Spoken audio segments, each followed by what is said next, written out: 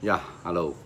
Habis nonton Mata Najwa, gue janji mau bikin video untuk memberi reaksi. Ini sekarang gue bikin. Sebat dulu. Jadi ada beberapa hal yang ingin gue sampaikan. Pertama, yang paling penting adalah kita tidak boleh suzon. Oke. Ada 15 orang yang sudah ditangkap oleh Satgas Anti Mafia, tapi belum ada satu yang divonis. Oke. Jadi selama mereka tidak divonis, mereka memiliki status tidak bersalah. Ya. Jadi tolong kita tanggapin semua masalah ini dengan lebih dewasa. Tapi memang sudah ada yang mengakui, salah satu Pak Joko. Oke. Terus Mbah Putih tadi menjelaskan semuanya, mafia wasit dan lain-lainnya. Runner tadi ada menjelaskan. Ini benar-benar gue di PSS itu dari tahun 2005, 2004. Tapi di futsalnya ya. Tapi kan kita dulu sekantor, jadi sering dengar gosip lah. Sebenarnya gosip ini semua orang bola juga udah tahu, tapi kita tidak pernah ada bukti dan tidak pernah kedengaran di media. Jadi kalau Akmal tadi bilang ini sudah lama, Akmal benar. Ini sudah lama terjadi, sudah 15-20 tahun. Gue di Indonesia ini 20 tahun ya, sekitar itulah 15 tahun lebih. Kita hanya mendengar gosip-gosip. Ternyata sekarang sudah waktunya bahwa ini akan terbeber satu persatu. Yang ingin gue sampaikan ini adalah sebuah pelecehan yang luar biasa untuk penggemar sepak bola, supporter sepak bola, penonton sepak bola di Indonesia. Jika tidak ada tindakan kedepannya terhadap para pelaku ini, oke? Siapapun orangnya, mau itu klub, mau apa, itu harus ditindak, harus dituntaskan. Dan seperti yang dilakukan oleh FIFA terhadap membernya yang melakukan korupsi dan lain-lain, di-ban seumur hidup dari PSSI. Gue setuju dengan polisi pada saat Pak Ketua Anti Satgas tadi mengatakan bahwa mereka butuh waktu untuk mengumpulkan bukti, karena ini penting. Kita tidak bisa menjerat seseorang atau memvonis seseorang hanya dengan gosip. Oke. Harus ada bukti. Cara buktinya itu apa? Kalau gue bilang sih gampang. Tadi sudah disebut hampir semua wasit terlibat. Oke. Wasitnya itu dikumpulin semua. All wasit, data ada kan dari PSSI. Tinggal diancam aja. Kalau seandainya bohong, ketahuan mereka berbohong, ini akan ada tindak pidananya. Karena ini sudah dalam kasus penipuan ya, kasus match fixing, itu ada pasalnya, tidak hanya di PSSI tapi juga di FIFA. Dari semua wasit kumpulkan, di situ akan terurai klub-klub mana. Kalau tadi Mbak Putih bilang semua klub terlibat, Suratin dan lain-lain semua terlibat, semua sepak bola, semua diurai. Panggil semua nama-nama. Kalau memang terbukti dan lain-lain, bisa dua hal. Satu, mereka bisa disanksi. Kedua, mereka bisa diajak kerjasama. Oke, diajak kerjasama untuk membuka lagi. Jika itu dilakukan, ini akan terjadi sebuah konspirasi yang luar biasa, yang sebesar 10 tahun, 15 tahun terakhir,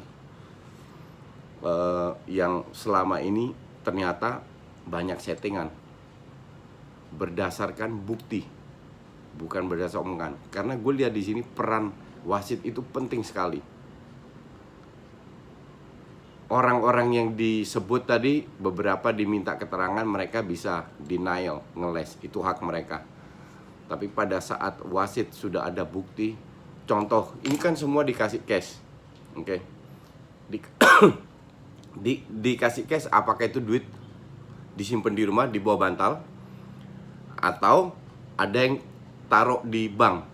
Nah, pada saat mereka sudah melibatkan bank, taruh di bank, transfer secara deposit, secara manual, itu kan terlacak oleh polisi ke bank tersebut tanggal berapa ada deposito sebesar ini. Nah, ini kan sebuah bukti dari wasit siapa yang memberikan, kan nggak ada bukti, tapi bisa dipanggil. Oke. Jadi gue yakin polisi smart enough untuk bisa mengurai ini, karena ini benar-benar pelecehan yang luar biasa yang selama ini tidak terbukti, dan sekarang pelan-pelan dirombak total. Kalau Mbah Putih bilang sebagai ketua harus kaya, gue tidak setuju. Gue tidak setuju karena untuk ketua pun tidak boleh kaya. Tidak usah kaya. Kenapa? Pada saat semua berjalan sesuai transparan dan lain-lain, itu sponsor akan datang. Sponsor kan tujuannya cuma sama, mendapatkan exposure. Sponsor yang produk apalah, makanan ringan lah, sabun lah, apa, itu kan butuh brand awareness. Pada saat mereka tahu bahwa ratingnya tinggi, mereka akan masuk. Kalau seandainya semua dana yang digunakan transparan dan lain-lain, sponsor, I guarantee you, dan itu terjadi di seluruh dunia, sponsor akan masuk. Jadi tidak butuh ketua kaya dan lain-lain. Kalau dibilang KLB ntar harus ambil ketua baru, ya nggak ada masalah. Ini cuman, untuk gue sih ini cuman hal administratif. Tapi apakah harus dengan ketua baru semua akan berubah? Tidak. Yang kita butuhkan bukan ketua yang ngerti bola. Bola itu hanya sebuah produk yang bisa dipelajari. Yang kita butuhkan adalah seorang ketua yang punya etika, yang tidak takut, bahkan kalau perlu dilindungin oleh polisi setiap hari di mana dia berada, sehingga dia bisa aman. Tidak butuh orang kaya, tidak butuh politikus, tidak butuh apa, tapi orang yang benar-benar punya integritas tinggi, yang punya sosok yang sudah dikenal. Pada saat sosok ini sudah terpilih menjadi ketua PSSI, dia harus melihat sistem mana yang salah. Gue kasih beberapa contoh aja. Di timnas itu ada yang namanya manajer. Di period sebelumnya sudah disebut ada anggota Exco yang minta duit karena kalau mau jadi manajer timnas. Nah ini dari dulu gue udah protes. Dari dulu. Yang namanya manajer itu harusnya digaji, bukan keluar duit. Manajer digaji nggak perlu banyak kok. Ya 20 juta, 25 juta cukup sebulan. Dia mengurus semuanya. Dia mengurus fasilitas non teknis untuk timnasnya. Pelatih mengurus teknisnya. Jadi pada saat pemain masuk hotel, semua udah jelas, transportasi jelas, makan jelas, makanan sehat jelas, semua udah. Itu tugas manajer. Bukan teriak-teriak di samping lapangan untuk mengintervensi berjalannya pertandingan. Itu bukan tugas manajer. Dan itu sekarang terjadi di Indonesia sudah lama, sudah puluhan tahun feeling gue. Dimana manajer keluar duit. Pada saat manajer keluar duit, dia sudah membentuk sebuah power di mana dia bisa intervensi. Ini salah satu sistem yang harus dirubah oleh ketua baru. Kedua, membuat sistem yang sudah gue uraikan di video gue sebelumnya. Pembinaan yang jelas. Dari umur 6 tahun sudah berkompetisi dari Sabang sampai Merauke, dan itu tidak perlu duit. Ketiga yang penting, untuk menjalankan program PSSI di daerah, Asprof itu harus profesional. Karena sekarang kalau mereka tidak menjalankan, mereka itu dipilih oleh anggotanya, bukan oleh PSSI. Nah ini yang salah. Bagaimana membuat sebuah organisasi di dalam organisasi. Ketua PSSI dipilih, fine, gak ada masalah. Tapi ini kan cabangnya ibaratnya. Cabangnya harusnya profesional yang digaji, gak perlu duit banyak kok. Let's say subsidi 1 Asprof ada 33, 1M setahun. 1M setahun orang bilang kan gak cukup. Enggak. Tapi pada saat membuat SSB yang benar, sudah mereka bisa dapat iuran dari SSB. Satu Asprof berapa ribu SSB, ratus SSB yang tiap bulan bisa berkontribusi. Belum sponsor yang masuk. Tugas mereka adalah membuat kompetisi itu. Sudah gue uraikan di video sebelumnya. Oke. Terus satu lagi yang mau gue bahas. Soal Pak Joko. Pak Joko sudah mengaku bahwa dia melakukan hal ini. Kita lihat, kalau kita melihat track record Pak Joko Driono, beliau ini kan sejauh ini dari manajer di Krakatau Steel kalau nggak salah, terus masuk PSSI jadi manajer ini, jadi exco, bla bla bla, sampai sekarang ketua PLT, ketum PLT. Itu beliau ini kan karyawan ibaratnya. Beliau ini kan digaji. Bagaimana seorang karyawan yang digaji tiap bulan bisa membeli sebuah klub bola sebesar semahal Persija? Itu udah nggak make sense.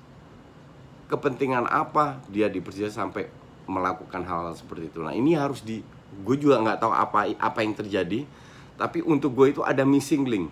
Ini yang harus diusut tuntas oleh Satgas. Pada saat 1-2 exco ataupun yang tertangkap diusut tuntas, wasit-wasit ini akan bergulir, bak snowball effect. Ini akan blue dan semua akan ketahuan. Tidak ada gunanya kalau seandainya sistem tidak berubah, kita memiliki ketua yang yang tegas, yang bagus dan lain-lainnya. Dia harus berani bertindak. Peran exco itu harus dikurangin, jauh dipangkas. Seperti yang dilakukan oleh Infantino, ketua FIFA baru pada saat dia menjadi ketua. Karena pada saat itu pun beberapa anggota exco masuk bui. Peran exco itu harus dipangkas sebanyak mungkin. Terus membernya juga. Nah, ini yang sedikit mengkhawatirkan. Kalau seandainya dibilang ada yang benar bahwa hampir semua sepak bola manajer semua terlibat, ini akan melibatkan klub kan. Di situ dibahas tadi satu yang disebut Bali United, kalau nggak salah, adiknya exco dengan inisial ini itu. Tapi ini kan semua satu contoh. Kita belum tahu, terus Arema disebut, Borneo, PSM dan lain-lain, Persita. Kalau seandainya diurai lagi, banyak orang yang terlibat, itu juga harus dipangkas orang-orang klub ini. Karena klub ini adalah voter. Kalau akan terjadi kong kali kong memilih exco dan ketua dan lain-lain, ujung-ujungnya itu juga yang naik, yang bisa bekerja sama dalam vicious circle ini. Dan circle ini itu harus dibasmi total. Jadi yang terlibat bukan klubnya, sosoknya, orangnya, itu harus diberi sanksi seumur hidup, tidak boleh terlibat dalam sepak bola. Baru mulai dari wasit, dari klub, manajer, whatever. Kalau itu seandainya semua sudah dibasmi, baru kita bisa berpikir terhadap sistem pembinaan yang jelas dengan orang-orang baru. Tidak harus orang sepak bola, tapi orang yang punya integritas, yang punya niat kerja, yang digaji sehingga mereka tidak usah korupsi dan lain-lain kiri kanan, sehingga mereka bisa hidup. Dan sepak bola ini duitnya itu gila-gilaan, bukan ratusan miliar, itu triliunan. Dan sponsor dengan senang hati akan datang. Kalau PSSI semua berbuka, transparan dan lain-lainnya, ketua PSSI nggak usah cari sponsor yang akan datang. Yakin 1.000.000%. Asal semua jelas. Dan ini perjalanan masih panjang. Oke. Mulailah usut satu persatu, dari wasit, dari anggota exco yang 15 sudah ditangkap. Coba peras informasi, keluarkan semua informasi, lanjutkan terus. Semua yang terlibat yang melakukan tindakan pidana, kalau nggak di penjara, masukkan berikan sanksi. Nah, jika polisi sudah memiliki banyak data, itu kirim ke FIFA. Perwakilan dari Menpora dan Polri bisa datang ke FIFA, sowan, menunjukkan betapa bobroknya sepak bola Indonesia, dan pemerintah ingin ambil alih dengan apa-apa, dan 1.000.000% FIFA akan ikut kerjasama untuk membuat sepak bola yang bagus, yang bersih. Baru banyak orang yang berpotensi akan masuk lagi ke sepak bola Indonesia. Oke. Kita hanya rakyat jelata, penonton yang bisa melihat. Jadi semoga kedepannya jauh lebih bagus lagi. Gue setuju ini berkat polisi dan mata Najwa harus diberi apresiasi yang setinggi mungkin. Dan semoga tidak sampai di sini aja, harus